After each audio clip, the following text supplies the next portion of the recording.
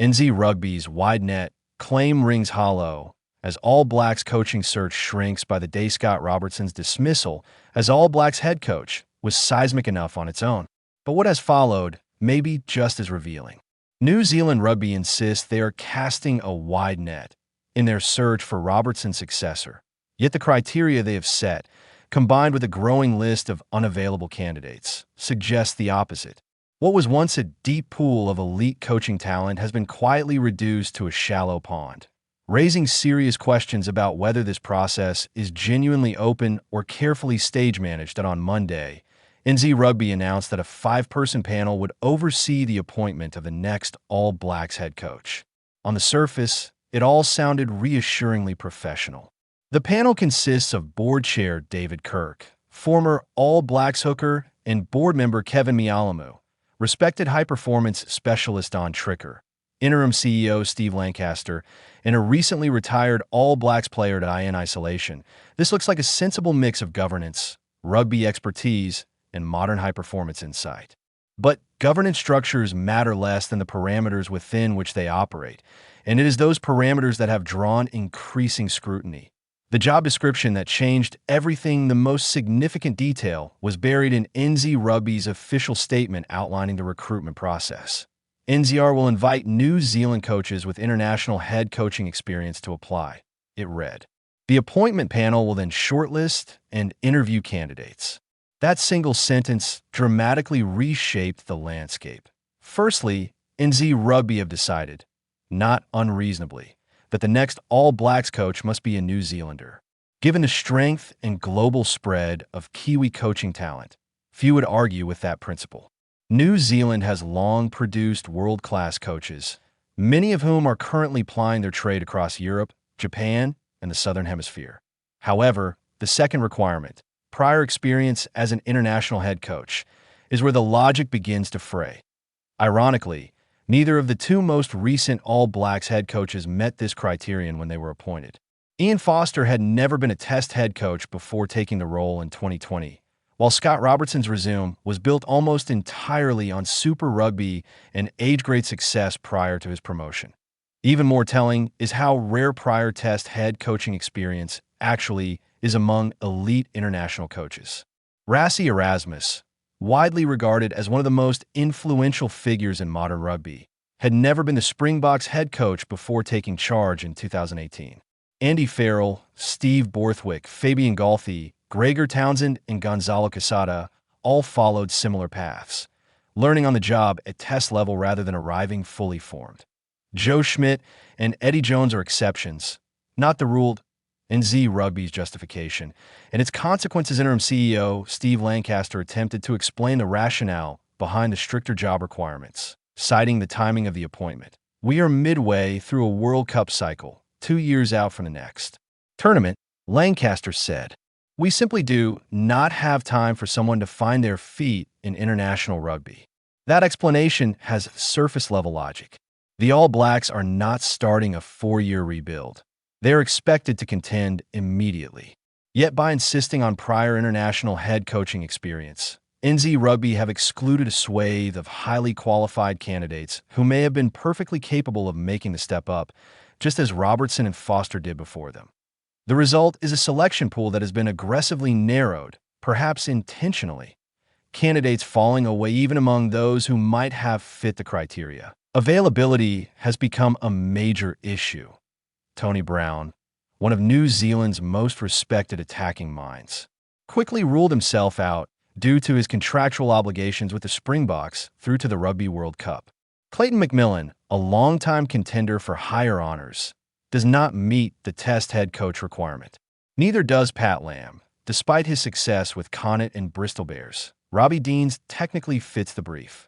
He remains the winningest coach in Wallabies history and boasts an extraordinary Super Rugby record with the Crusaders.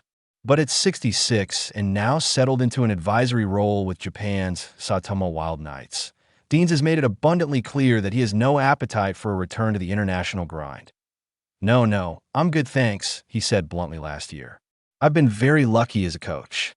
Despite that, former NZ Rugby chief executive David Moffat publicly endorsed Deans as his preferred candidate, arguing that winning, above all else, should be the defining criterion. While Moffat's view carries weight, it appears to be more wishful thinking than a realistic option. The net tightens further. Any remaining illusion of a broad search was further undermined by Vern Cotter's exit from contention.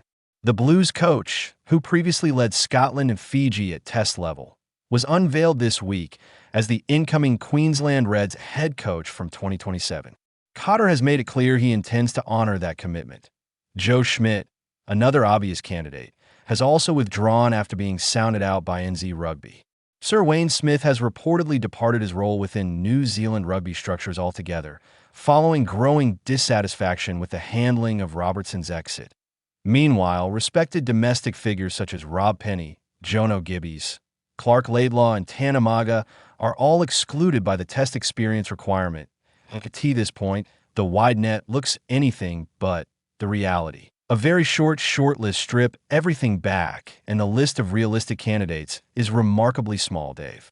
Rennie, Jamie Joseph, Warren Gatland, John Mitchell, Steve Hansen, Ian Foster, Kieran Crowley, that's at 0.7 names, and even that may be generous. Hansen and Foster returning seems highly improbable.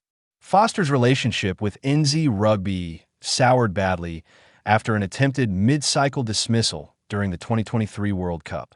Hansen, now 66, has not coached internationally since 2019 and was emphatic that his departure was final. Both have also endured a difficult stint in Japan with Toyota Verblitz, further weakening the case for a comeback. Mitchell's contract with England's women's team may soon expire, but he appears an unlikely fit for a role of this magnitude at this stage of his career. Crowley, currently with Italy, has experience but has never been seriously linked to the job, which leaves three genuine contenders: Rennie, Joseph, or Gatland. Warren Gatland arguably boasts the strongest CV, multiple Six Nations titles, 2 Lions tours, and more than a decade at the helm of Wales speak for themselves. But his second stint with Welsh Rugby ended in turmoil, and NZ Rugby may be wary of the optics and the risk. Dave Rennie remains highly respected internationally, but his departure from NZ Rugby to join Glasgow Warriors and later the Wallabies was not without friction. Whether the relationship is reparable remains an open question. That brings us to Jamie Joseph.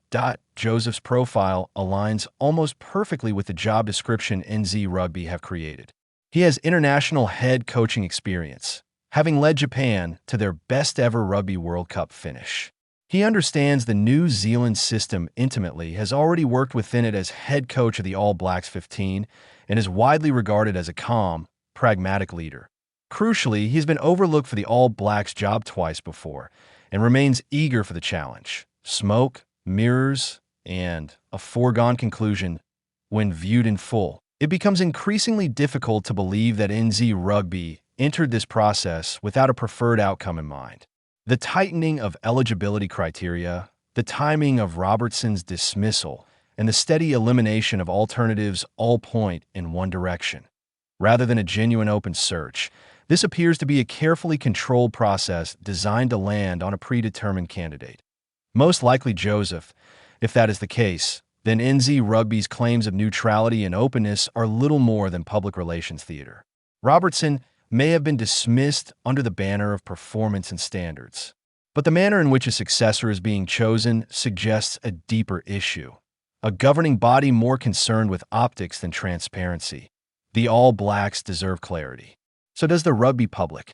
And until NZ Rugby reconcile their words with their actions, the claim of a wide net will continue to ring hollow.